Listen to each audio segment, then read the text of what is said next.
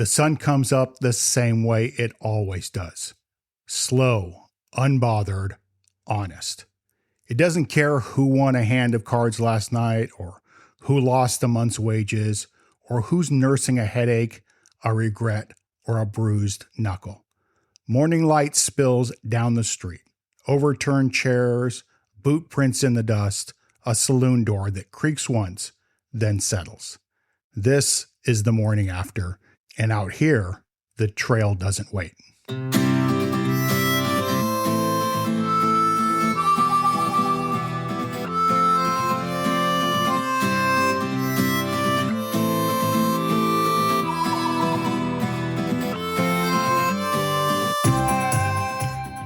Howdy, Chip Schweiger here.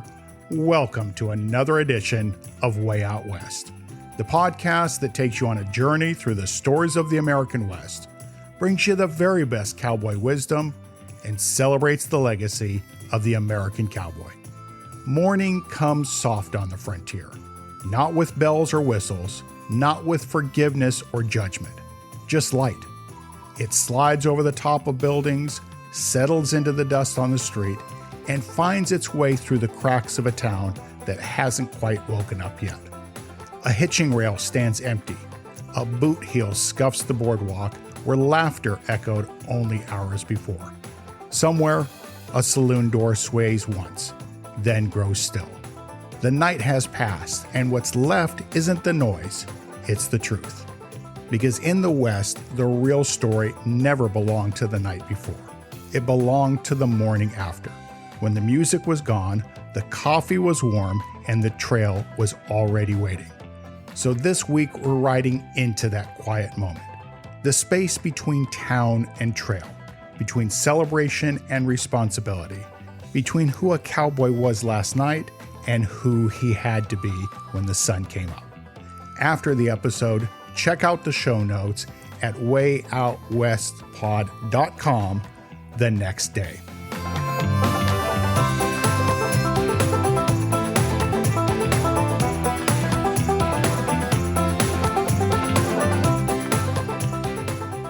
Welcome back. Last time we rode into town together. Boardwalks, bright lights, bad decisions. We talked about what happened when cowboys finally came off the trail, flush with pay, hungry for noise, and looking to spend a little hard-earned freedom. But every night in town has a morning after, the next day. And this story, the real story, doesn't end in the saloon. It ends with a sunrise and a long ride back out.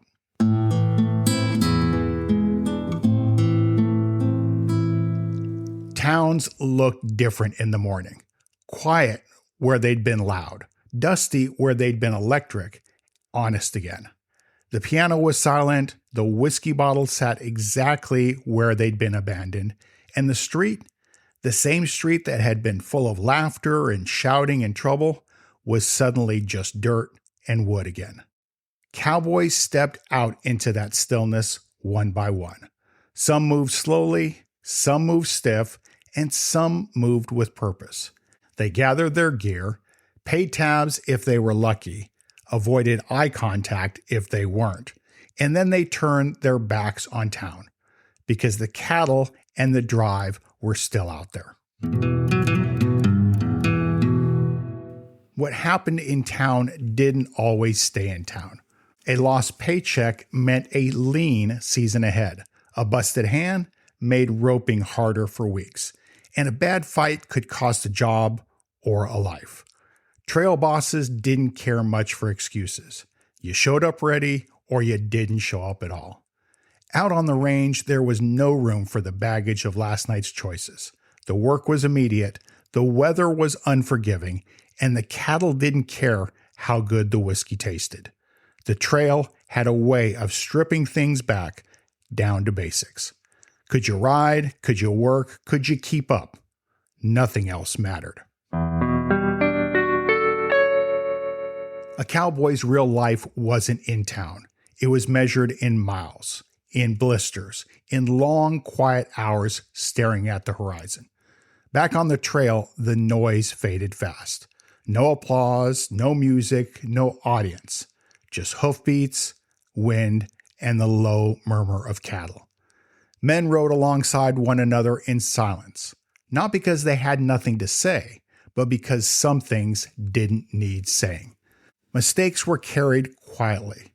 Lessons were learned the same way. And if you messed up in town, the trail gave you time to think about it. Plenty of time.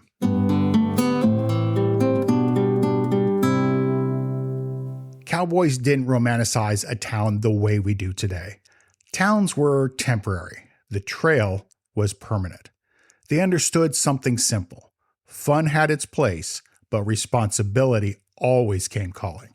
And when it didn't knock politely. It showed up at dawn. The West didn't reward excuses. It rewarded reliability. You were only as good as your next day's work. Now, there were no speeches on the trail, no moral lessons delivered around the fire. Life itself did the teaching. If you stayed up too late, you rode tired. If you spent too much, you went without.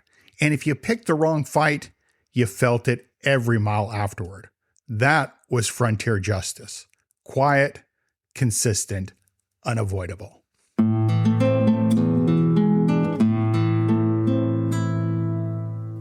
But in a strange way, the trail offered redemption.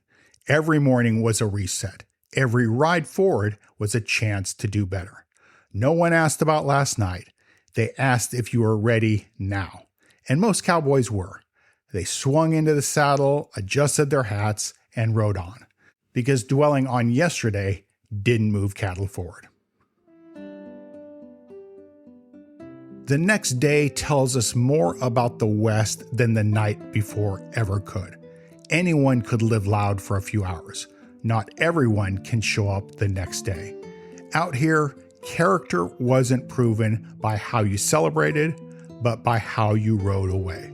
The trail didn't care who you were last night. It only cared who you were now.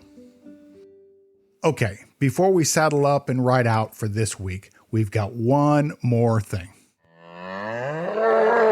Yep, that distinctive call from Buster the Bull means it's time for the Cowboy Glossary term of the week.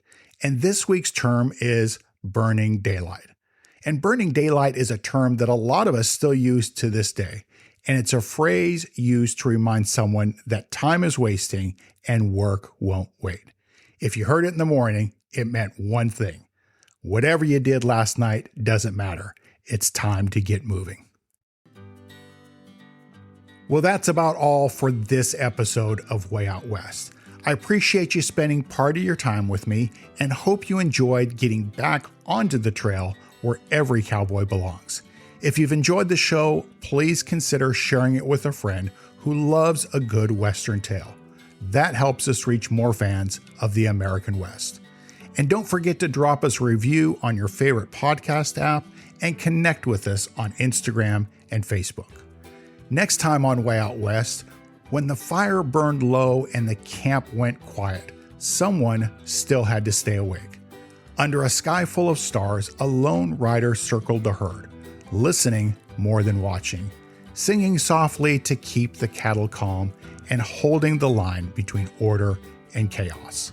We're riding into the dark to tell the story of the night guard, the quietest, loneliest job on the trail. Until next week, this is Chip Schweiger reminding you to ride honest, show up ready to work, and remember, a new morning always comes. We'll see you down the road.